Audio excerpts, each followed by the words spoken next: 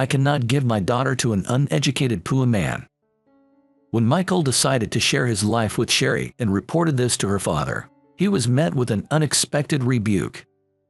When Michael mentioned that he was a construction worker, her father suddenly burst out in anger. "That's no way to talk. Michael is not that kind of person. Be quiet," dismissing Sherry and turning to Michael with a face red with anger. "Never show your face here again. Get out." "Understood." Michael replied with a trembling voice, anger coursing through him, and left Sherry's house. Days later, her father would deeply regret this outburst when he met Michael again. "I am Michael Emerson. I work in construction. My father ran a construction company that has been in our family since my grandfather's time. I respect my father. Once he makes a decision, he never bends it. Yet, he was widely respected by those around him. Always be courteous to everyone." This was a phrase my father always emphasized, and it was at the core of his being. He always acted with this value, earning deep trust from those around him. Despite being the president, he always went to the work site, leading by example, which I greatly admired. However, when I was in my 3rd year of middle school, my father was rushed to the hospital after an accident at the construction site. He suffered spinal injuries from the accident, which left him wheelchair-bound. Since my father could no longer work, my parents were worried about what to do with the company. I didn't want the company that my father had worked so hard to build to go under, but I had no way to help them. It was incredibly frustrating. During this time, the employees stepped up, saying, "Don't worry, even without Mr. Emerson, we'll handle it." Even our clients prioritized giving us work. Everyone was committed to not letting my father's company fail. Despite being busier and more tired than usual, people worried about my father and visited him after work to check on him. Thus, my father's company did not go bankrupt. In fact, it grew larger than before. On my days off from school, I would go to the site and watch these dedicated employees. They always greeted me with a smile, asking, "How's your dad doing?" I didn't know much yet, but I could tell that these people were supporting my father. "Why do you all work so hard?" I blurted out, thinking I shouldn't have asked. As I started to apologize, one of the employees looked at me and smiled. "We're just giving back what your dad has done for us." Seeing that made me realize just how amazing my father's efforts had been. Even as a child, I deeply aspired to be like him. Afterwards, I went to a vocational school for construction. My ultimate goal had always been to work as a construction worker in my father's company. In middle school, I had considered going to college to match my father's skills.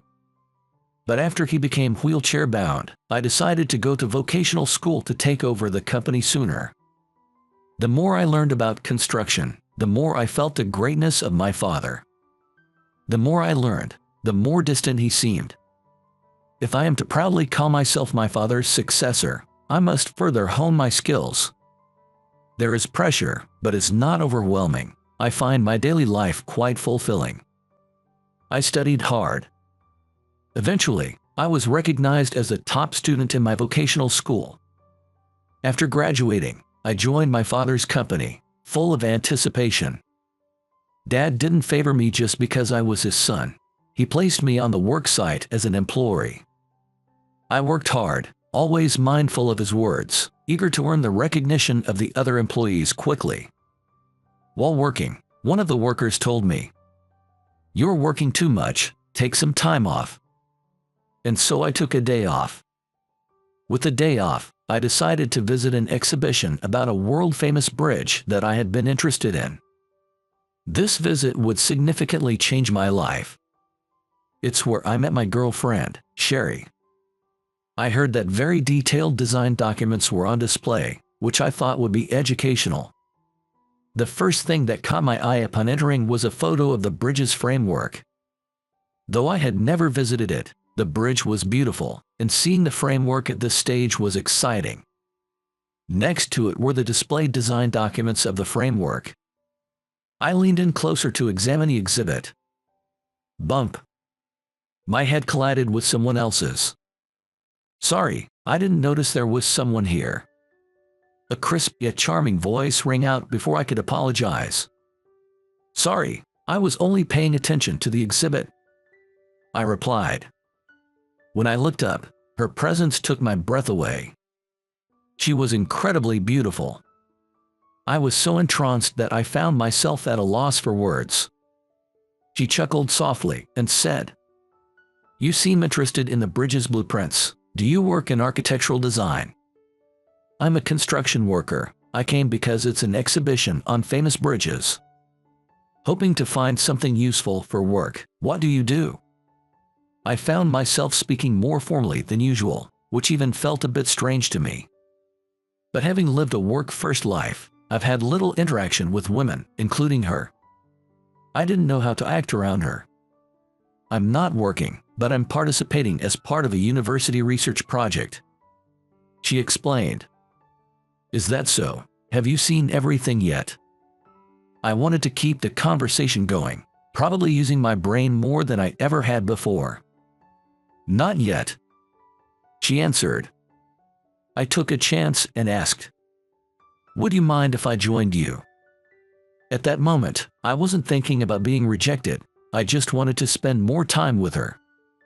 "Yes, please. I was hoping to view this with someone. I'd like to hear the perspective of someone who builds." She happily agreed. That day, I learned that she was incredibly studious. When I talked about construction processes, she listened with earnest attention. We both had interests in bridges and dams, which made for great conversation. At the end of the day, we exchanged contact information and met several times at a cafe to talk. When I asked her what sparked her interest in civil engineering, she shared that her father worked in the field. Just like mine. I empathized with her motives, overlaying them with my own. Before I knew it, I had fallen for Sherry. Looking back, it might have been love at first sight. "Sherry, would you go out with me?" One day, I confessed my feelings to Sherry. She replied with a smile, "I'd be happy to." And so, Sherry and I finally started dating. Though it was difficult to meet often since she was a college student and I was working.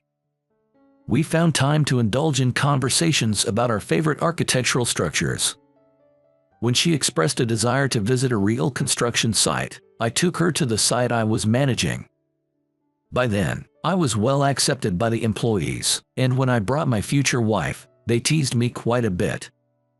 But seeing that, Sherry laughed, and I could tell that the employees were teasing me but genuinely happy for me, almost like a family. I was truly delighted. Time passed, and Sherry and I have been together for 2 years now. I think it's about the right time. I gathered my courage and proposed to Sherry. She said yes, with a single word. Seeing her cheeks flush, I vowed to make her happy no matter what. Given where Sherry is currently living, I decided to inform my parents first. I'm going to marry Sherry. Since they knew we were dating, just sharing our intent to marry was enough. My parents, with tears barely held back, joyfully told me, "You must make Sherry happy." Next, we planned to greet Sherry's parents. Since Sherry had been living away from home, she briefly told her parents over the phone that we would visit them on the weekend to discuss our marriage. After hanging up, Sherry turned to me and said, "My dad has always been strict, but if we talk to him, he'll understand." Her father currently works as a division manager at a major construction company. Since my father is also strict, I was surely taught proper manners. On the day of the greeting, dressed in my best suit and nervous, I headed to Sherry's home. Am I dressed right? I worried about this all the way until we arrived at her family's house. Sherry opened the door, saying, "I'm home." She signaled, and I entered, saying, "Hello." As I crossed the threshold of the Morris home, "Come in." "Welcome, it was a bit of a journey, wasn't it? Thank you for coming." Her mother greeted us with a smile. Her mother had a softer demeanor compared to Sherry. As we entered the living room, her father was reading the newspaper. "Excuse us," I said. Sherry and I exchanged glances, then sat across from her parents at the living room table. I took a deep breath and began. "Thank you for taking the time to meet with us today. My name is Michael Emerson, and I am in a relationship with your daughter Sherry." I paused, looked at my in-laws, and continued. "I would like to marry Sherry and promise to make her happy for the rest of our lives." After I finished speaking, there was a moment of silence. However, my mother-in-law chuckled and said to my father-in-law, "He seems like a sincere and good man, doesn't he?" My father-in-law looked at my mother-in-law and Sherry a few times, sighed deeply, and bowed his head, saying, "Please take good care of Sherry." Relieved, I replied, "Thank you," and looked at my father-in-law, who was now shedding tears. "Sherry is finally getting married. I'll miss her." Her father sighed. "Come on, don't cry, Dad," Sherry responded soothingly. As my mother-in-law patted my father-in-law's back and Sherry consoled him, I felt a wave of warmth wash over me. "Why don't you stay for dinner?"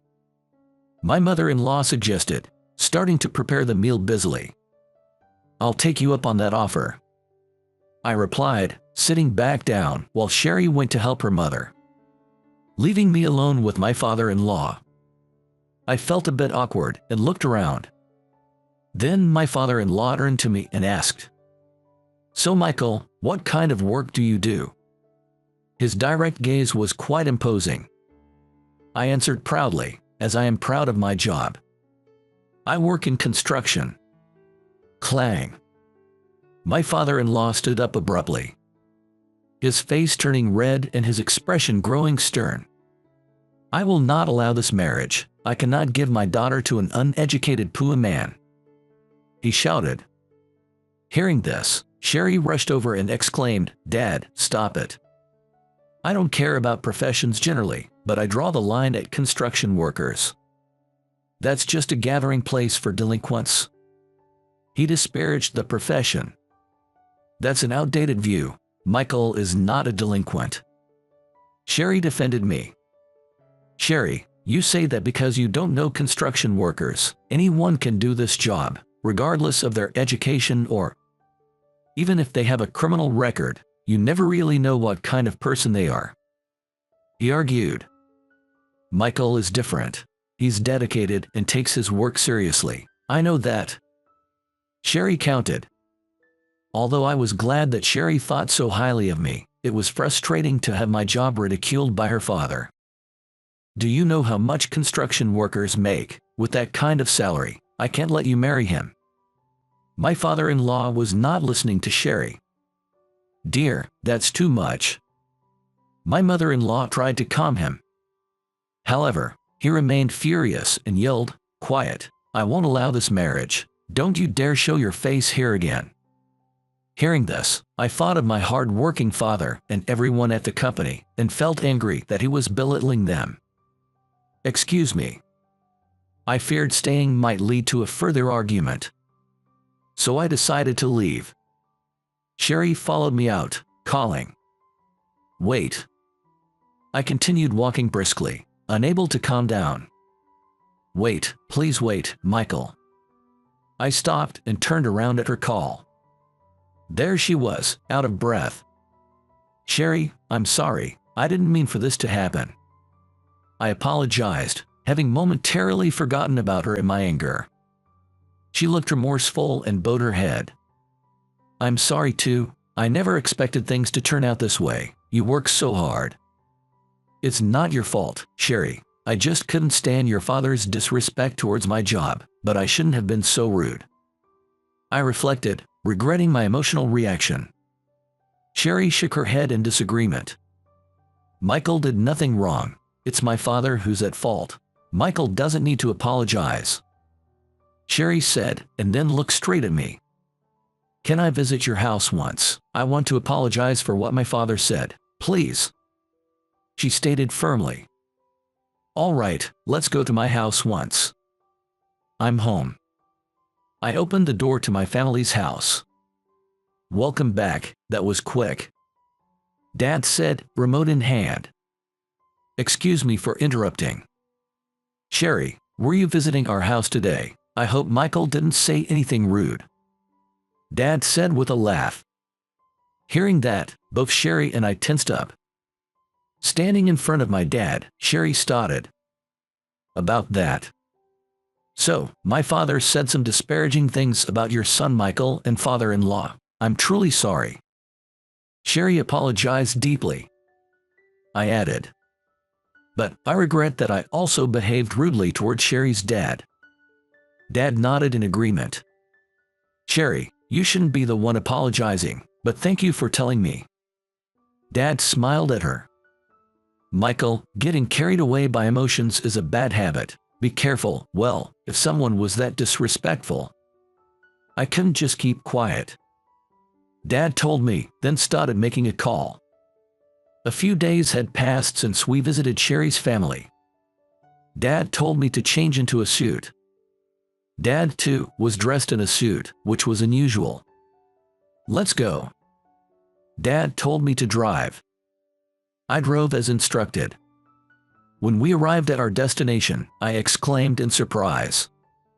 What? To my astonishment, we had arrived at the construction company where Sherry's dad worked. Dad confidently gave his name at the reception. We were then escorted to the conference room at the top of the building. There, the company's board members were gathered and Sherry's father was also present. Startled, I just stood there, but seeing my father bow slightly, I hurriedly did the same. Then a man who seemed to be the president apologized. We are deeply sorry for the disrespect caused by our Morris. Dad responded. This is my son Michael, who will eventually take over our family business. It seems Morris told him never to show his face again, so we wanted to discuss the continuation of our business relations. Thank you for your time. Hearing Dad's words, my father-in-law bailed. That's totally unacceptable. I'm terribly sorry. Actually, Dad was quite influential as the head of the civil engineering union and had a broad network. Moreover, since my father-in-law's company coordinated local construction jobs, cutting ties with us would significantly hinder their operations. But if such disrespect happens even in business, it sets a bad example for the employees who follow me. I cannot work with someone who disregards personal integrity. Dad looked at my father-in-law. In a panicked state, my father-in-law apologized. I'm very sorry. It was also about my daughter, and I wasn't calm. I truly apologize. I humbly accept any punishment. Please, let's continue doing business. My father-in-law apologized and bowed so deeply his forehead nearly touched the ground. I'm sorry, really, I am. He kept apologizing. After watching for a while, Dad said, if Morris insists that much, then I'd like us to continue working together. Hearing this, my father-in-law deeply bowed and said, thank you so much. The board members also said in unison, thank you for your consideration. Then Dad had a conversation about recent work and future plans with the president before leaving the conference room. Later, I heard from Dad that my father-in-law had been disciplined by the company. But it ended up just being a minor pay cut since the business dealings would continue. Dad praised him. His attitude of taking personal responsibility and not causing trouble for the company was admirable. I decided to visit Sherry and her parents again to greet them properly. Excuse me for interrupting. I followed Sherry through the front door. As we moved into the living room, I saw my father-in-law reading the newspaper. I greeted him. Hello. And started to say, so. But before I could continue, my father-in-law deeply bowed and said, I realized that I had been mistaken in thinking I was superior because I subcontract work. Without people working on the site, the job wouldn't be possible. I'm truly sorry. Watching my father-in-law apologize so earnestly, I decided to forgive his earlier disparagement of my and my father's work. Of course, neither the site workers are superior, nor is the company managed by my father-in-law, which coordinates them. However, it is because of the construction workers that my father-in-law's company can function. This relationship is one of mutual dependence. It's good he realized this, and I too recognize the support from such companies makes our work go smoothly. It's all okay now. We look forward to working with you and Dad in the future, I said to my father-in-law, after smoothly finishing our greetings. Sherry and I got approval for our marriage. When I got home, I told Dad, Sherry's parents have also approved of our marriage, thank you. Dad laughed and said, that's great, make sure you make Sherry happy. Later, I announced our marriage to everyone at work. Congratulations. Wish you happiness. Knew she'd be your future wife. Let's celebrate tonight. Time to go out drinking. Everyone congratulated Sherry and me. Some even started crying, making me realize how blessed I am to have such people around me. This incident made me realize how remarkable a person Dad is. Not just in terms of titles like chairman, but as a human being. Always be courteous to everyone. I deeply reflected on the meaning of those words. Looking at my colleagues celebrating and Sherry laughing beside me, I thought, I'm not there yet. But someday I'll take over from Dad and show that I can handle the job well.